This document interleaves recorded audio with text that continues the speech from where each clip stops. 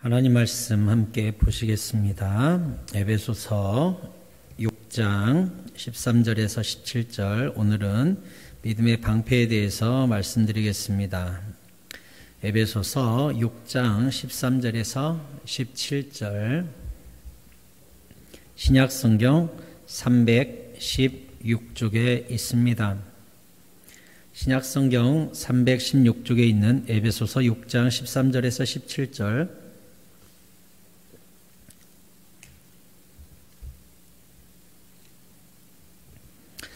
찾으셨으면 에베소서 6장 13절에서 17절을 한 목소리로 읽겠습니다. 시작. 그러므로 하나님의 전신갑주를 취하라. 이는 악한 날에 너희가 능히 대적하고 모든 일을 행한 후에 서기 위함이라. 그런즉 서서 진리로 너희 허리띠를 띠고 의의 호심경을 붙이고 평안의 복음이 준비한 것으로 신을 신고 모든 것 위에 믿음의 방패를 가지고 이로써 능히 악한 자의 모든 불화산을 소멸하고 구원의 투구와 성령의 검 곧 하나님의 말씀을 가지라. 아멘. 주님의 평안과 건강이 여러분과 함께 하시기를 축복합니다. 건강하시기 바랍니다.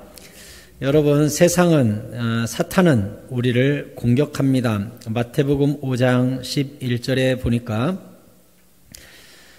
나로 말미암아 너희를 욕하고 박해하고 거짓으로 너희를 거슬러 모든 악한 말을 할 때는 너희에게 복이 있나니 기뻐하고 즐거워하라. 하늘에서 너희의 상이 큼이라. 너희 전에 있던 선지자들도 이같이 박해하였느니라 했습니다. 거기에 뭐라고 되어 있습니까? 나로 전절 나로 말미암아 너희를 욕하고, 뭐예요? 예수 믿는다는 이유만으로, 교회 다닌다는 이유만으로, 세상과 다른 길을 걷는다는 이유만으로, 정직하다는 이유로, 겸손하다는 이유로 우습게 보고 세상이 우리를 공격한다는 것입니다. 이건 이상한 일이 아닙니다. 베드로전서 4장 12절에 사랑하는 자들아, 너희를 연단하려고 오는 불시험을 이상한 일 당하는 것 같이 이상히 여기지 말고, 우리에게 오는 시험을 이상히 여길 필요가 없다는 거예요. 왜 나만 이렇게 고생인가? 왜 이렇게 세상은 나만 공격하는가? 하나님은 왜 나한테만 이런 시험을 허용하는 것 같은가? 이런 생각 하지 말래요. 이상히 여기지 말래요. 당연한 거래요. 예수로 말미암아 세상이 나를 욕하고 박해하고 거짓으로 나를 거스르는 건 당연한 거래요. 그러면 이러한 시험과 공격이 올 때 어떻게 하래요? 오히려 너희가 그리스도의 고난에 참여하는 것으로 즐거워라. 세상이 보면 우리 보고 머리가 좀 어떻게 된 거 아니냐고 할 거예요. 세상이 핍박하면 웃으래요. 즐거워하래요. 와, 또 나를 공격하네 하래요.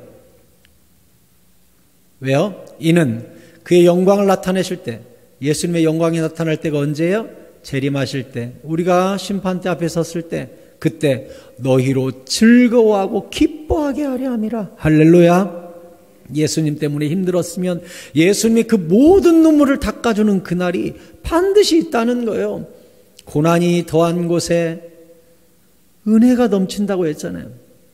그 고난이 많은 것만큼 주님의 위로도 넘치게 되어 있어요. 이게 성경의 법칙이에요. 그러니까 그냥 고난이 오면 믿어버리라고요. 아, 조금 있다 뭐 또 온다? 위로도 온다. 따라서 하십시오. 조금 있다가 위로도 온다. 아멘. 그걸 믿으라는 거예요. 시험이 오면 아, 조금 있다 위로도 온다. 핍박이 오면 조금 있다가 주님의 소망도 온다. 그렇게 딱 연결을 시키라는 거예요. 그러니까 고난은 결단코 혼자 오는 법이 없어요. 어떻게 와요? 1+1 세트로 온다는 거예요. 세트로다가 어떻게 해요? 고난이 오면 뭐 또 온다고요? 위로도 온다고요. 같이 온다고요. 우리는 이 동전의 앞면만 보고 있다고요. 왜 이럴까? 뒤집어 보면 위로가 곧 따라오는데, 예수님의 위로가 평안이 함께 오는데 우리는 앞면만 보고 이게 뭐야 한단 말이에요. 딱 뒤집으면 거기에 예수님이 위로와 소망과 칭찬과 상급을 다 가지고 우리를 기다리고 있는데 우리는 앞면만 본다고요. 이 땅만 본다고요. 당장 현실만 본다고요. 그러면 우리가 세상이 우리를 공격하고 다가올 때 하나님은 더 좋은 것을 준비하셨어. 1+1이야. 세트로 오고 있어. 이것을 확실히 믿어야 우리의 신앙을 안 놓치겠죠. 믿음이 없으면 여기서 그만둘란다. 아이고 힘들어서 못 다니겠다. 힘들어서 교회 기도생활 더 이상 못하겠네. 포기하는 거예요. 뭐가 없으면? 믿음이 없으면. 히브리서 11장 6절에 우리 잘 알지요? 같이 읽읍시다. 시작. 믿음이 없이는 하나님을 기쁘시게 하지 못하나니 하나님께 나아가는 자는 반드시 그가 계신 것과 또한 그가 자기를 찾는 자들에게 상 주시는 이심을 믿어야 할지니라. 아멘. 네, 상 주시는 분, 우리 하나님은 위로해 주시는 분, 상을 준비하신 분, 이것을 딱 믿는 사람, 그 사람이 세상에서 오는 모든 불화살을 이기는 믿음을 갖는 것이죠. 요한일서 5장 4절에 뭐라 그랬습니까? 어떻게 이겨요? 이건 씩씩하게 읽어야 됩니다. 이 구절은. 시작. 무릇 하나님께로부터 난 자마다 세상을 이기느니라. 세상을 이기는 승리는 이것이니 우리의 믿음이니라. 아멘. 세상을 이기는 믿음, 세상을 이기는 승리, 세상을 압도하는 믿음, 세상이 감당치 못하는 믿음. 어떤 자에게 있다고요? 세상을 이기는 자는 누구, 뭘 가졌다고요? 믿음을 가진 자. 그 사람이 세상을 압도하고 세상이 감당치 못하는 사람이라는 거예요. 그러면 오늘 본문에 믿음의 방패를 우리가 가져야 된다고 16절에서 말씀했는데, 모든 것 위에 믿음의 방패를 가지고 이로써 등이 악한 자의 모든 불화살을 소멸해라 그랬습니다. 이 악한 사탄이 우리한테 뭘 쏜다고요? 불화살을 쏜대요. 불화살. 그러면 우리가 오늘 두 가지를 배워야겠죠. 첫 번째는 원수가 날리는 불화살의 실체가 뭔가, 두 번째는 믿음으로 이것을 어떻게 막아낼 수 있는가. 이 두 가지만 보면 되겠지요. 먼저 사탄이 쏘는 불화살은 뭔가 한번 살펴보십시다. 불화살이란 말 그대로 우리가 조선시대 사극이나 고려시대 사극 같은 거 보면 성 안에 불 지르려고 화살 끝에다가 손뭉치 같은 거 달아서 거기다가 불 딱 질러가지고 휙 쏘면 그게 성 안으로 휙 날아와가지고 불도 타고, 그럼 막 불 끄다가 정신없을 때 성을 함락시키고 하는 무기, 그게 이제 불화살이라고 할 수 있겠죠. 이 불화살이 말 그대로 화살에 불을 붙여서 쏘는 화살을 불화살이라고도 하지만, 화살 촉에다가 독을 발라가지고 휙 쏘면 그것도 맞으면 어떻게 될까요? 그 당시 로마인들이 많이 썼던 무기 중에 하나가 독화살인데, 이 독화살을 쏘면, 맞으면 사람이 이 독에 전염되면 열이 확 올라와가지고 불덩어리처럼 앓다가 죽었다고 해요. 그러니 이 화살을 뭐라고 불렀을까요? 불화살. 왜? 맞으면 사람이 불덩어리가 돼서 죽으니까 불화살이라고 했어요. 그러니까 불화살은 두 종류라고 할 수 있겠죠? 불을 실제로 붙여서 쏘는 화살, 때로는 독을 발라가지고 쏘는 화살. 특별히 아프리카 원주민들이요, 사냥할 때 어떻게 하나 가봤더니요, 이 독화살 개구리라는 개구리가 아프리카에 살아요. 독화살 개구리. 이 독화살 개구리를 갖다가요, 잡아다가 얼룩덜룩하니 딱 봐도 독 있게 생긴 개구리예요. 독개구리. 왜 얘를 독화살 개구리라고 하냐? 사냥할 때 원주민들이 독화살 개구리 피부에다가 화살 쪽을 쫙 발라가지고 쏘면 그걸로 독화살 개구리 독성 1g, 독화살 개구리에서 나오는 독 1g으로 과학자들이 실험해 보니까 사람 15,000명이 죽을 수 있대요.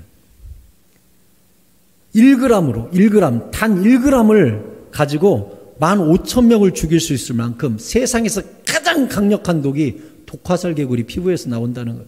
무섭죠? 이 개구리는 만지면 안 돼요. 여기에 화살 묻혀가지고 실제로 원주민들이 쓴대요. 휙 쏴가지고 딱 박히면 그냥 즉사. 강력한 무기예요. 사탄도 우리에게 독을 싹 발라가지고 우리한테 쏴요. 이거 못 막으면 이 독이 온몸에 퍼지는데, 그러면 사탄이 가지고 있는 독화살, 불화살, 우리 마음속에 불을 지르고 우리를 불덩어리가 되게 해서 죽게 만드는 무기, 그가 날리는 화살은 뭘까요? 우린 잘 알고 있죠. 핍박, 의심, 절망, 고난, 쾌락, 환란, 많은 것들이 우리에게 화살로 날라오죠. 예수님께서 네 가지 밭의 비유 하셨죠. 옥토밭, 가시밭, 길가밭, 여러 가지 비유를 하실 때 예수님께서 특별히 가시밭, 가시떨기에 떨어진 이 씨에 대해서 말씀하시면서 처음에는 싹이 잘 나지만 위에 가시들이 있어가지고 못 자란다 하면서 그 가시가 무슨 뜻인지 성경에서 예수님이 풀어준 부분이 있어요. 누가복음 8장 14절을 보면 가시떨기에 떨어졌다는 것은 말씀을 들은 자이나, 말씀을 듣긴 들었어요. 그런데 지내는 중 말씀을 듣고 아멘 했어요. 근데 이렇게 사는 중 이생, 그러니까 이 세상에 염려와 재물과 향락의 가시가 딱 가려가지고 기운이 막혀 온전히 결실치 못하는 사람을 가시떨기 밭이다, 이렇게 이야기했어요. 그러면 사탄이 우리 말씀의 씨가 터가지고 무럭무럭 자라는 성도들을 위해서 가시로, 독화살로, 불화살로 우리를 공격하는 가시들, 이 무기가 대표적인 게 뭐라고 예수님이 가르쳐 줬어요? 염려, 재물, 향락, 이 세 가지가 가장 강력한 무기라는 거예요. 사탄이 우리를 가로막는 무기, 가장 강력한 가시. 대표적인 게 뭐라고 예수님이 해석하기를? 첫째는 염려하느라고 신앙이 안 자란다는 거예요. 맨날 걱정하고 근심하느라고. 여러분, 성도들은요, 기도의 사람, 예배의 사람, 성령의 사람 특징이 뭔 줄 알아요? 희락의 열매가 있어요. 희락의 열매. 늘 행복해요. 예수 믿는 사람은 기뻐요. 항상 기뻐하라 했잖아요. 기쁨이 여기에 있어요. 이 기쁨은 내가 만든 기쁨이 아니라 주어진 기쁨이라고요. 우리의 이제 제가 다음 주 수요일 날은 구원의 투구에 대해서 말씀을 드리겠습니다만, 우리가 지금 4월 달에 계속 고난중한 십자가, 특별히 1월 달부터 제가 영접 기도 시키고 복음에 대해서, 십자가에 대해서 자주 설교하지 않았습니까? 여러분, 이 구원이 변치 않는 이유가 뭡니까? 우리에게 주어진 구원이 왜 안 변하지요? 왜 한번 우리에게 주어진 구원이 돌이켜지지 않고 영원한 천국을 획득하게 된 것이죠? 우리가 잘 믿어서? 이거 굉장히 중요한 이야기예요. 왜 우리의 구원이 안 흔들리죠? 우리의 구원은 내가 만든 것이 아니라 하나님이 주어진 것이죠. 내가 이렇게 했더니 구원을 얻게 되더라, 이거 없죠? 그냥 주님이 창세전부터 우리를 선택하시고 예수 믿게 하시고 확신 주시고 성령 주셔서 우리가 지금 주의 길을 걷고 있잖아요. 할렐루야. 그러니까 내가 예수 믿게 만든 이유 자체가 땅에서 시작된 게 아니라 하늘에서 내려온 거예요. 그러니 안 변하는 거예요. 왜? 애당초 구원을 위에서 만들어줬으니까, 하나님이 만들어줬으니까. 하나님은 변개치 아니하시는 분이니까. 말씀은 안 바뀌니까. 주의 역사는 직진하니까. 할렐루야. 그래서 구원은 안 변해요. 왜? 출처가 땅이 아니라, 내가 아니라 하늘이기 때문에, 하나님이 하셨기 때문에, 창조주가 하셨기 때문에 결단코 구원은 변개치 않는 거예요. 할렐루야. 그러면 왜 우리는 항상 기뻐하라는 말을 실천할 수 있죠? 성경에 말하는 기쁨의 출처를 우리가 알아야 돼요. 출처가 뭐예요? 내가 돈이 있어서 행복하고, 건강하니까 행복하고, 효도 받으니까 행복하고, 친구랑 놀러 가니까 행복하고, 맛난 거 먹으니까 행복하고, 친구가 맛있는 거 쏴줘서 행복하고. 그런 행복은 너무나 가변적인 거예요. 건강해서 행복하다? 건강이 잃으면 불행하네요. 돈이 많아서 행복하다? 돈이 없어지면 불행하네요. 그런 것들은 다 가변적인 거예요. 근데 우리의 기쁨은 어디서 왔어요? 위에서 내려왔단 말이야. 내 안에 계신 성령이 주시는 기쁨이라는 거예요. 그러니 성경이 너는 항상 기뻐하라, 이 말은 내가 기뻐해야 돼, 맛있는 거 먹고 건강해야 돼, 이러라는 뜻이에요? 아니에요. 성령 충만한 사람은 기쁨 충만하다는 뜻이에요. 할렐루야. 진리를 깨닫고 성령 충만하면 기쁨 충만한 거예요.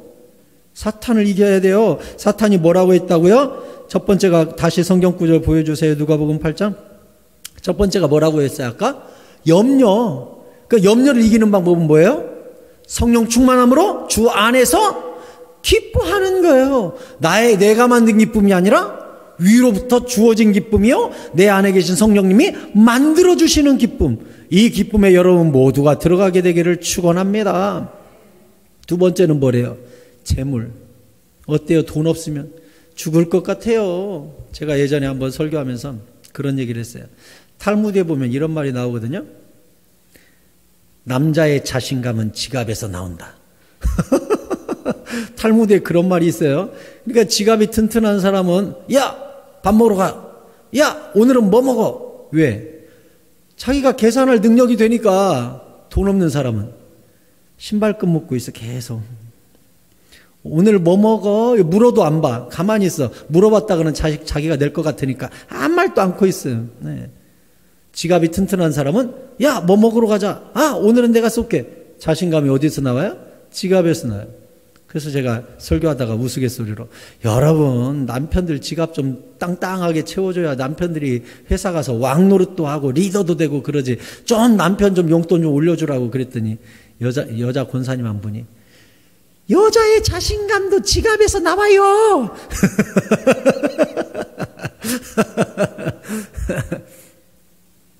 그런 것 같아요. 남자든 여자든 돈이 있어야 자신감이 있는 것 같아요. 없어지면 천하를 잃은 것 같고 죽을 것 같죠. 근데 주님이 뭐라고 그랬어요? 무엇을 입을까? 먹을까? 마실까? 염려하지 마라. 염려하지 마라. 재물 때문에 고민하지 마라. 너희 자녀가 떡을 달라 하는데 돌을 주고 생선을 달라고 하는데 전갈을 주는 부모가 어딨냐? 너희 하늘 아버지께서 너희가 구하기도 전에 있어야 할 것을 이미 아시느니라 했잖아요. 이 재물도 뭘로 이겨요? 나를 늘 돌보고 계신 아버지 하나님을 신뢰하는 믿음으로 이기는 거예요. 돈 없다고 쪼그라들고 돈 있다고 어깨 피고 에이 째째하게 그러지 마세요. 예수 믿어서 어깨 피는 거지 뭐 돈 있다고 어깨 피면 세상 사람이나 예수 믿는 사람이나 똑같잖아요. 예수 믿으니까 어깨 피는 거죠. 우린 지금 죽어도 천국 가고 지금도 먹이고 입히시는 여호와 하나님이 나를 불꽃과 같은 눈동자로 보고 계시잖아요. 할렐루야. 세 번째는 뭐가 사탄의 화살이고 가시예요? 향락. 이거 아주 결정적인 거예요. 결정적인 거.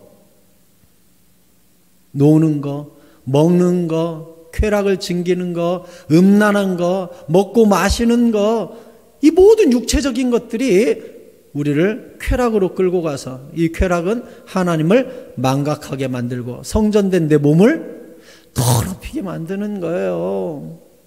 뭐 요즘 뉴스 보니까 N번방 뭐 음란물 같이 보는 이 모임이 있었다면서요. 몇만 명이라고 그랬어요? 오래돼서 기억이 안 나네. 몇만 명? 다 마스크를 쓰고 있어서 알아들을 수가 있어야지 내가. 20몇만 명 그래요? 10몇만 명? 몰라요. 어쨌든 제가 그 당시 뉴스 들을 당시 깜짝 놀랄 만한 숫자예요. 엄청난 사람이 음란물에 빠져서 세상에 거기서 포르노물 음란물 올려가지고 서로 구경하고 킥킥거리고 아이고 세상에 회원가입도 뭐 100만 원인가 내야 해줬다면서요. 근데 그 수십만 명이 그 100만 원을 내고 들어가서 그걸 낄낄거리면서 보고 있다고 생각해봐요. 얼마나 부끄럽고. 한강에서 한 사람 자살했잖아요. 창피하다고. 아이고 창피한 줄 알고. 에휴, 그게 다 뭐예요? 향락. 내 영혼을 물들이고 죽이는 향락. 여러분 이 향락과 싸워야 돼요. 이 향락이 누구 거예요? 사탄 거예요. 사탄이 주는 화살이요 가시예요. 이거 이겨야 돼요. 이거 특히나 세상의 모든 악하고 음란한 것들이 어디에 죄를 짓게 하냐? 성전된 우리 안에 죄를 짓게 하기 때문에 두려운 거예요. 주님께서 뭐라고 그랬어요? 사도 바울이 로마서에서 너희 몸으로 주님께 영광을 돌리라. 너희 몸으로 하나님께 영광을 돌리라. 그러니까 이 몸에다가 뭘 들이붓고 뭘 마시고 뭘 먹고 이 몸을 어디다 쓰는가가 일종의 삶의 예배요. 우리 성소를 어떻게 사용하느냐 이 부분이라고 성경이 가르친 거예요. 그러니까 함부로 먹고 함부로 마시고 함부로 음란하게 내 몸을 쓰는 것은 성소를 더럽히는 거예요. 성소를. 너희 몸으로 하나님께 영광을 돌리라. 값으로 산 것이 되었으니 너희 몸은 너희 것이 아니니라 그랬잖아요. 우리 몸은 주님 거라고 했잖아요. 십자가에 값 주고 주님이 내 몸을 샀다 그랬잖아요. 그럼 내 몸을 주님이 기뻐하시는 일에 내어드리고 그 일에 거룩하게 구별되어 사용해야지. 음란하고 악한 일에 쓰면 주인의 쓰임에 합당치 않게 되잖아요. 향락, 얼마나 사탄이 많이 쓰는 무기예요. 그것뿐이에요. 요한일서 2장 볼까요? 요한일서 2장 16절에도 사탄이 날리는 이 화살, 가시가 나와요. 뭐라고 되어 있습니까? 같이 읽어요. 시작. 이는 세상에 있는 모든 것이 육신의 정욕과 안목의 정욕과 이생의 자랑이니 다 아버지께로부터 온 것이 아니요 세상으로부터 온 것이라 했어요. 여기도 강력한 사탄의 무기가 나오죠. 뭐예요? 정욕, 이 육신의 것, 또 자랑하는 것, 교만하는 것, 또 이 안목의 정욕, 눈이 즐거운 것, 이런 것들은 위험해요. 눈이 즐거운 것들, 자랑할 만한 것들, 정욕적인 것들, 이런 것들로 사탄이 그것이 진짜인 게 진짜로 보이게 만들고 우리를 속여서, 그래서 태초부터 아담과 하와가 뭐에 넘어갔어요? 이 안목의 정욕, 먹음직하고 보암직하고 탐스러웠다고 돼 있죠. 그게 다 뭐예요? 청각, 후각, 시각, 미각, 촉각, 뭐예요? 시각이에요. 시각. 첫 번째 지은 죄도 시각에서 왔어요. 이생의 자랑, 안목의 정욕에서 왔어요. 그러니까 우리가요, 눈을 잘 지켜야 돼요. 많은 정보가 눈으로 들어오기 때문에 사탄은 우는 사자와 같이 삼킬 자를 찾고 틈을 보고 우리에게 수많은 안목의 정욕, 이생의 자랑들, 염려, 재물, 향락, 이런 화살들을 끊임없이 우리에게 던져요. 그러면 온몸으로 그 화살을 맞고 견딜 사람이 누가 있어요? 그래서 우리에게 두 번째 필요한 게 뭐라고요? 방패요. 방패가 있어야 돼요. 자, 이 방패는 이 원문에 나와 있듯이 제가 전에도 말씀드렸지만 로마인들이 쓰는 방패는 두 종류가 있다 그랬죠? 하나는 손방패, 하나는 전신방패.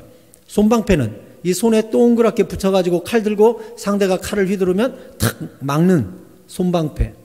전신방패는 화살이 날아오면 네모나고 커가지고 그 속에 딱 들어가면 지붕처럼 다다다닥 이렇게 화살을 막는 그런 방패. 여기 모든 것 위에 믿음의 방패를 가져라 한 이 방패는 전신방패를 뜻해요. 전신방패. 근데 이 방패를 소개할 때 사도 바울이 앞에 수식어 하나를 붙여놨죠? 뭐라고 수식어를 붙여놨어요? 모든 것 위에 믿음의 방패를 덮어야 된다.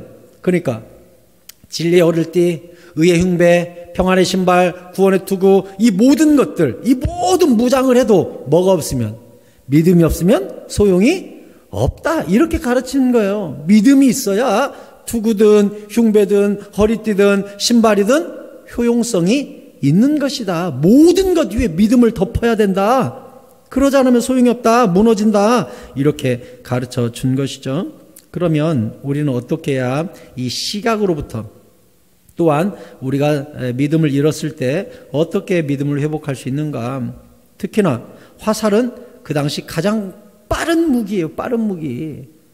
보이지도 않게 팍 날라와요. 그러니 상시 준비가 돼 있어야겠죠. 그래서 로마 군대들은 이 상대가 화살로 공격할 전쟁에 대비하기 위해 전쟁에 나가기 직전 방패에다가 물을 흠뻑 적셔서 나갔대요. 방패를 그냥 들고 간 게 아니라 불 붙으면 여기 방패가 타버리니까 불화살 막으려고 방패에다가 물에다가 푹 담궈 갖고 갔대요. 그래야 불을 막을 수가 있으니까. 이게 뭐겠어요? 늘 푹 젖은 방패. 믿음이 늘 충만한 방패를 우리 보고 준비하라는 뜻이겠죠? 자, 늘 젖어 있는 믿음이 충만한 방패. 이 방패는 어떻게 유지시킬 수 있고 어떻게 충만할 수 있을지 베드로를 볼까요? 누가복음 22장 31절에 예수님께서 힌트를 줬어요. 예수님은 베드로가 십자가 앞에서 3번 부인할 것을 알고 계셨어요. 그래서 넘어지기 직전에 이렇게 말씀하셨습니다. 시몬아 시몬아. 원래 시몬은 시몬 베드로 옛날 이름이죠. 옛날 이름으로 부르고 계시죠? 왜요? 부인할 거니까 연약한 이름으로 부르고 있어요. 시몬은 갈대라는 뜻이거든요. 그러니까 연약한 시몬아, 연약한 시몬아. 베드로는 무슨 뜻이죠? 반석이죠, 반석. 피터, 영어로 피터, 헬라어로는 페트라. 그러니까 페트라 하면 암석, 바위라는 뜻이에요. 그러니까 베드로, 피터, 페트라 다 같은 말이에요. 반석. 반석이라고 부르지 않아요, 예수님이. 왜? 곧 부인할 거니까. 그래서 옛날 이름으로 시몬아, 시몬아. 연약한 이름, 변화받기 전 이름, 제자로 부름받기 전 이름. 시몬아, 시몬아, 연약한 자야. 네가 보라, 사탄이 너희를 밀가부르듯 하려고 온다. 이게 뭐예요? 불화살 너에게 날릴 것이다. 의심에, 쾌락에, 염려에, 두려움에 화살을 너에게 날릴 것이다. 우리도 와요, 이런 어려움이.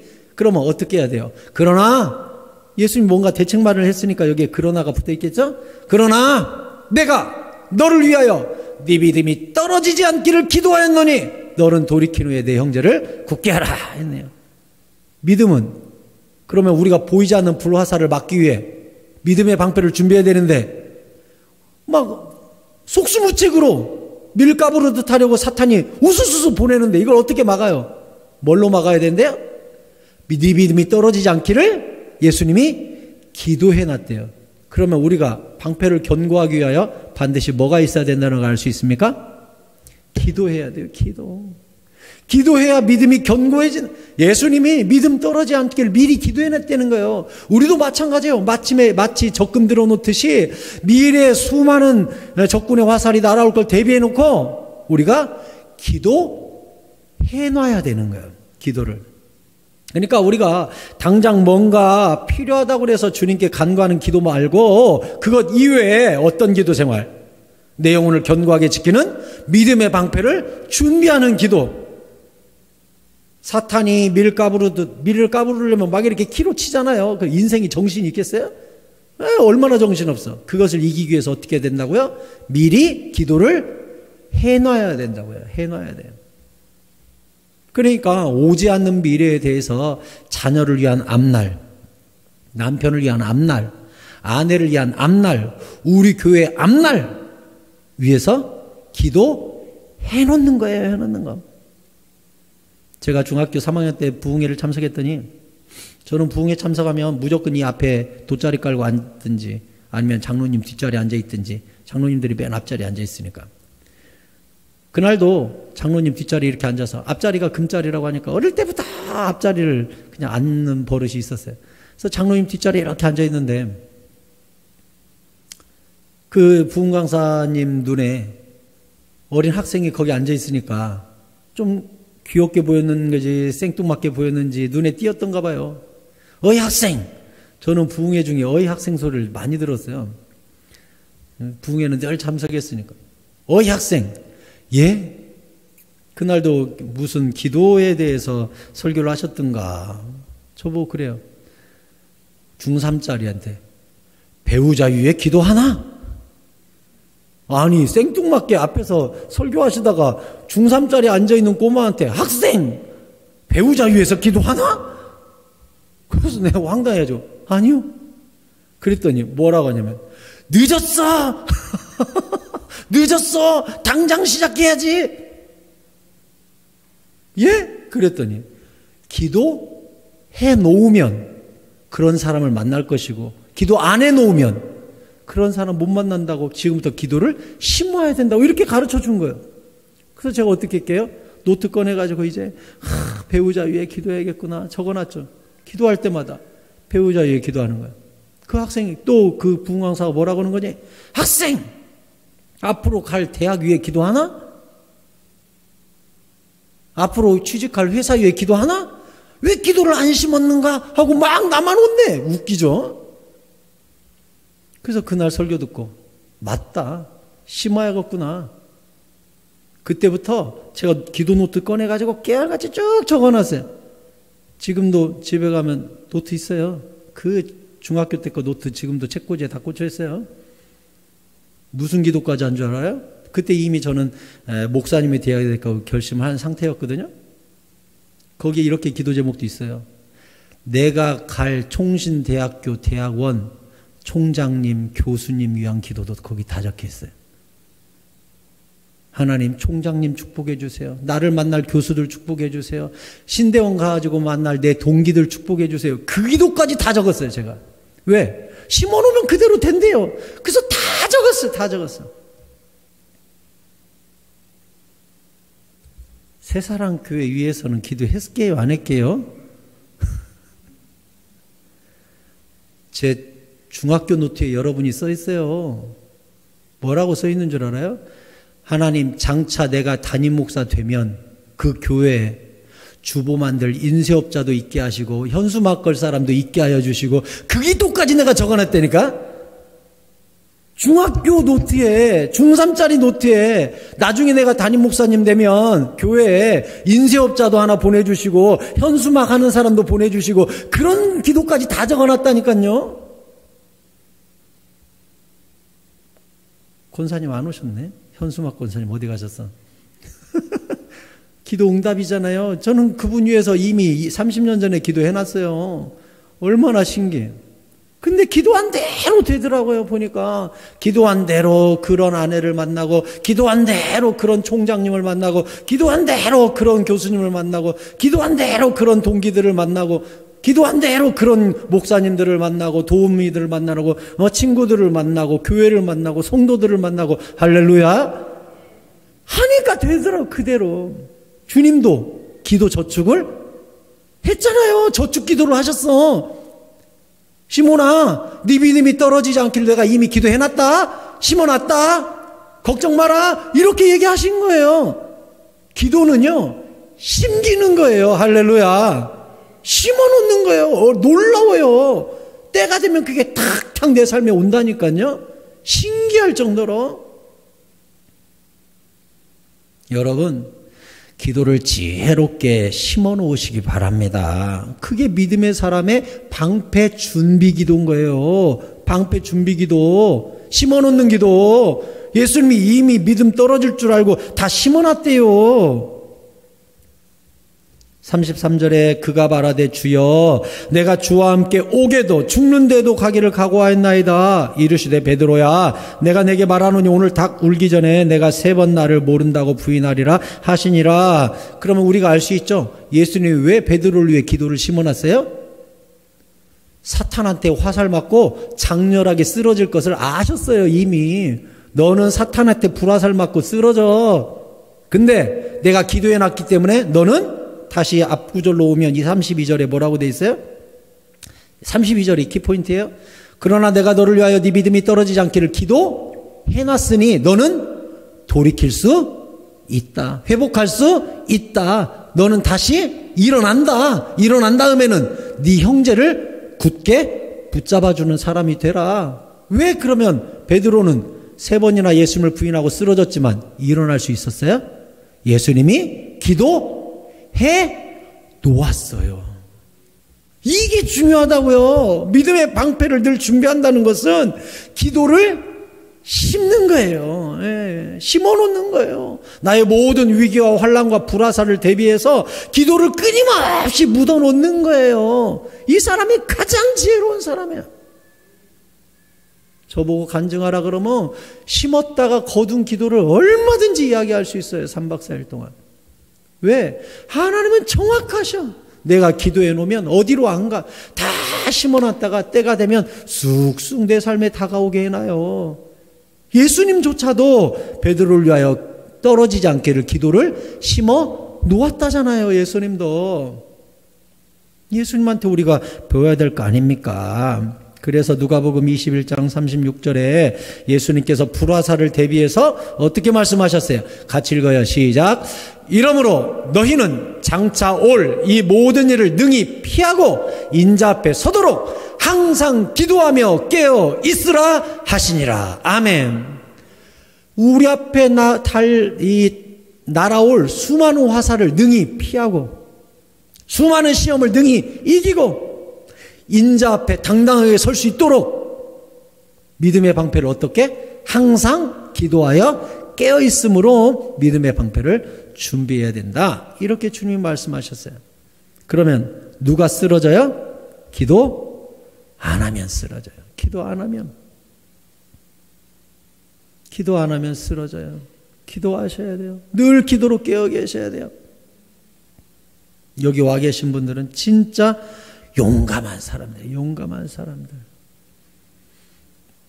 자, 기도를 심어놓고 믿음을 심어놓으면 이 믿음이, 이 기도가 자라요. 이게 중요해요. 그래서 믿음은 점점 성장하고 자라는데 베드로후서 3장 18절에 보면 어떻게 되어 있습니까? 자, 우리 같이 읽겠습니다. 시작. 오직 우리 주 곧 구주 예수 그리스도의 은혜와 그를 아는 지식에서 자라가라. 영광이 이제와 영원한 날까지 그에게 있을지어다. 아멘. 우리의 신앙과 믿음이, 은혜와 지식이 자라가야 돼요. 자란 것만큼 누려요. 이만큼 심으면 이만큼 누리고, 이만큼 심으면 이만큼 누리고, 이만한 믿음은 이만큼 누리고, 큰 믿음은 큰 것을 누려요. 우리의 믿음이, 지식이 계속 자라나야 돼요. 이렇게 자라나면 세상이 감당치 못하는 믿음이 돼요. 히브리서 11장 36절에 이렇게 믿음이 장성해서 큰 사람들을 이렇게 표현해 놨어요. 또 어떤 이들은 조롱과 채찍질 뿐 아니라 결박과 옥에 갇히는 시험도 받았고, 이게 다 뭐예요? 사탄의 불화살, 이런 사탄의 불화살을 다 받았어요. 돌로 치는 것과 톱으로 켜는 것과 시험과 칼로 죽임을 당하는 것, 양과 염소의 가죽을 입고 유리하여 궁핍과 환난과 학대를 받는 것, 이게 다 사탄이 주는 가시요 불화살 아니에요? 이런 사람은 세상이 감당하지 못해요. 그들이 광야와 산과 동굴과 토굴에 유리하였었느니라. 그럼에도 불구하고 주님을 믿고 신뢰하고 장성한 믿음의 방패로 죽음조차 이기고 인자 앞에 당당히 서서 칭찬 듣는 사람들이 다 됐잖아요. 다 순교의 길을 걸어갔잖아요. 이게 뭐예요? 믿음이에요. 믿음. 모든 원수의 화살을 이기는 건 믿음밖에 없어요. 말씀을 맺겠습니다. 오늘 우리는 불화살이 무엇인지, 우리의 믿음을 어떻게 기도로 심어서 준비해야 될 것이며 어떻게 성장해야 되는지, 그것을 말씀을 드렸습니다. 성경에 나와 있는 모든 은사와 은혜와 구원과 기쁨과 믿음은 다 내가 만드는 것이 아니라 위로부터 주어지는 것이라는 사실을 잊지 마십시오. 그래서 기도하는 거예요. 기도해야 기뻐지고, 기도해야 성령 충만하고, 기도해야 주님이 만져주시고, 기도해야 믿음이 자라가고, 모든 게 기도와 간구로 하나님께 나아갈 때에 믿음의 방패고 기쁨의 방패고 다 준비되는 거예요. 이게 뭐예요? 나는 무능하지만 주님은 전능하다는 주님의 강력한 절대 주권에 의지하는 삶을 우리가 살라는 거예요. 제가 일전에 작년에 그런 설교 중에 그런 얘기한 기억이 납니다. 제가 99년도에 이제 첫 전도사 사역을 할 때 그 교회는 실크로드 선교를 했어요.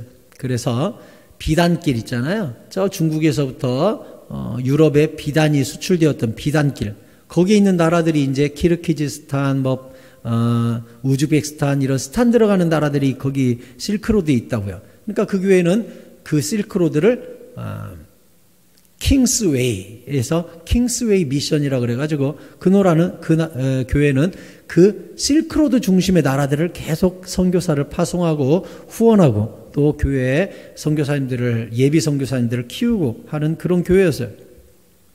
하루는 우즈베키스탄 선교사님이 오셨어요. 오셔서 주일 오후 설교를 이렇게 하시는데 제가 유심히 이렇게 이제 보는데 그 우즈벡 선교사님이 그래요. 교회 오다가 씻고 가야겠다 해가지고 오전 예배 끝나고 오후 예배가 4시니까 교회로 오기 직전에 목욕탕 들렀대요.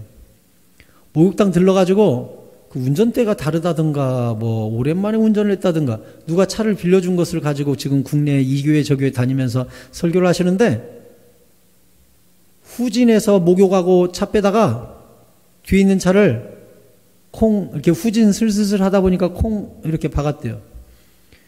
뒤에 있는 차에서 사람이 내리더니 뭐 하는 거냐고 막 소리 질렀대요. 보니까 기스도 하나도 안 나오고 그래서 돈 5만 원인가 10만 원인가 이렇게 주면서 봐달라고 했대요.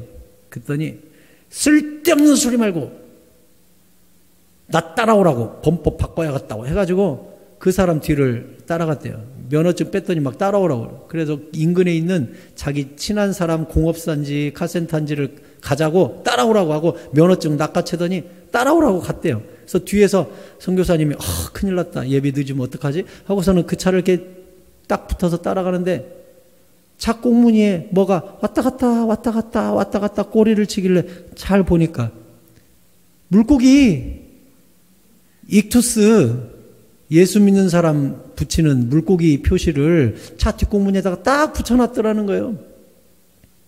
그래서 선교사님이 그걸 이렇게 따라가면서 아이고 내가 선교사라고 하면 얼마나 부끄러울까 해서 아무 말도 안 하고 그 범퍼값을 다 물어줬다고 그래요. 그러면서 그 선교사님이 우리한테 여러분 회개하시라고 하면서 왜 우리한테 그분이 그날 설교를 하면서 그런 말을 해요.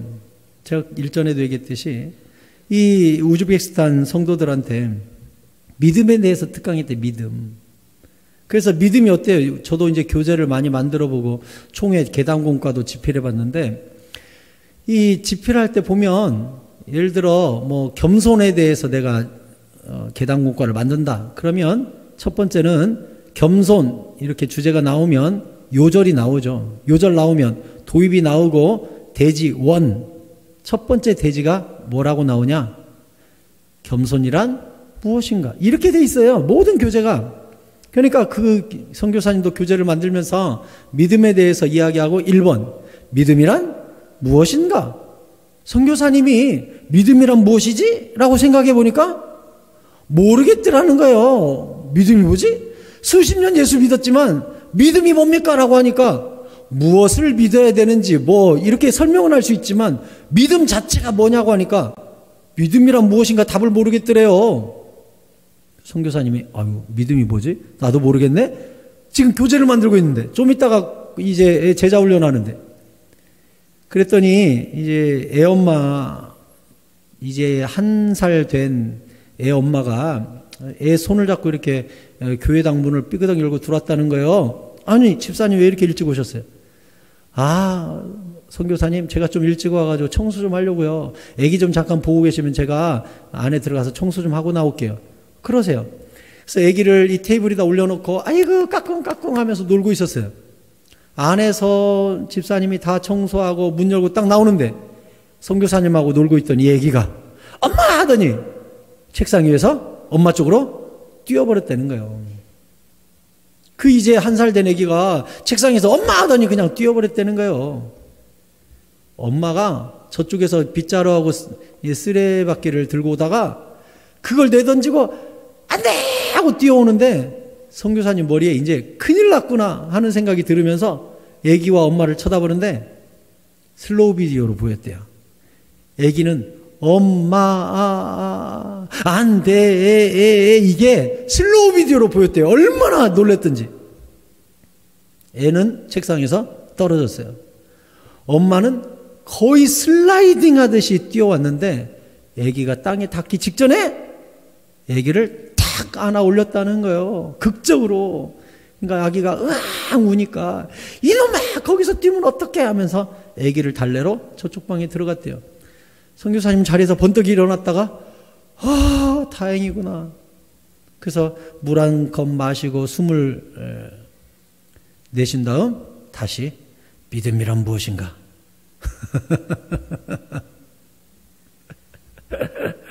믿음이 뭐예요? 엄마가 나를 받아줄 거라고 믿고 아이가 뛰어내린 것이 뭐예요? 그게 믿음이잖아요. 그래서 그 선교사님이 그날 성도들한테 그래요. 여러분, 믿음이 뭔지 압니까? 믿음은 주님을 신뢰하고 나를 그분께 던지는 것. 이게 저는 믿음이라고 생각합니다. 그러더라고요. 저는 20년이 넘게 흘렀지만 그보다 정확한 믿음의 정의를 들어본 적이 없는 것 같아요. 전능하신 주님께 무능한 내 인생을 던지는 것. 그게 바로 뭐예요? 나는 주님을 전적으로 의탁만 하는데, 의지만 하는데 주님이 내 삶의 모든 필요, 무엇을 먹을까 마실까 입을까 염려치 않도록 모든 것을 더하시는 은혜를 베풀어 주시는 것, 그걸 저는 믿음이라고 여러분에게 말씀드리고 싶어요. 시편 84편 11절을 읽고 기도할까요? 시편 84편 11절. 자, 믿음의 방패를 가진 자, 여호와 하나님이 믿음의 방패가 되어주시는 자, 같이 읽어볼까요? 시작. 여호와 하나님은 해요 방패이시라. 여호와께서 은혜와 영화를 주시며 정직하게 행하는 자에게 좋은 것을 아끼지 아니하실 것임이니이다. 아멘. 여호와 하나님이 방패가 되어주시고 여호와 하나님이 나의 의지할 전신방패가 되어주셔서 우리를 지키시고 그분의 전능하신 팔에 내 인생을 던지면 하나님이 우리의 삶에 방패가 되어주셔서 어떻게 해주신다고요? 좋은 것을 아끼지 아니하시는 해요 방패가 되어주신다는 거예요. 여러분, 오늘 믿음의 방패가 우리가 기도를 심음으로 말미암아 견고해지고 늘 젖어있는 방패처럼 우리의 믿음이 충만하여서 원수가 어떤 불화살을 독화살을 우리 삶에 던지든지 막아내는 역사, 오히려 넘어진다 할지라도 일어서는 역사, 방패요 해가 되시는 여호와 하나님께서 좋은 것을 아끼지 아니하시고 채워주시는 은혜가 여러분 가운데 있기를 바랍니다. 또한 전능하신 주님께 여러분의 삶을 기꺼이 내던지시고 하나님께 의탁함으로 말미암아 하나님께서 좋은 것을 채워주시는 은혜가 오늘 밤 여러분의 모든 기도 제목 가운데 풍성하게 임하시기를 축원드립니다. 아멘입니다. 기도합시다. 하나님, 오늘 믿음의 방패에 대해서 원수의 불화살에 대해서 우리가 알았고 또한 준비하는 방법도 깨달았습니다. 하나님, 이 밤에 우리가 기도하고 부르짖을 때에 하늘문을 열어주시고 해요 방패 되신 여호와 하나님이 우리의 범사를 지키시고 강하게 만들어 주시옵소서. 우리가 기도로 심고 우리의 삶을 주님께 던지겠사오니 주님께서 우리의 삶을 받아주시고 책임져 주시고 시시때때로 필요를 공급하여 주시옵소서. 좋은 것을 아끼지 말고 역사하여 주시옵소서. 이 시간 성령께서 오셔서 믿음 주시고 기쁨 주시고 우리의 삶의 모든 것들을 은사들을 공급해 주시기를 간절히 소원하옵고 나사렛 예수 그리스도의 이름으로 기도드립니다. 아멘.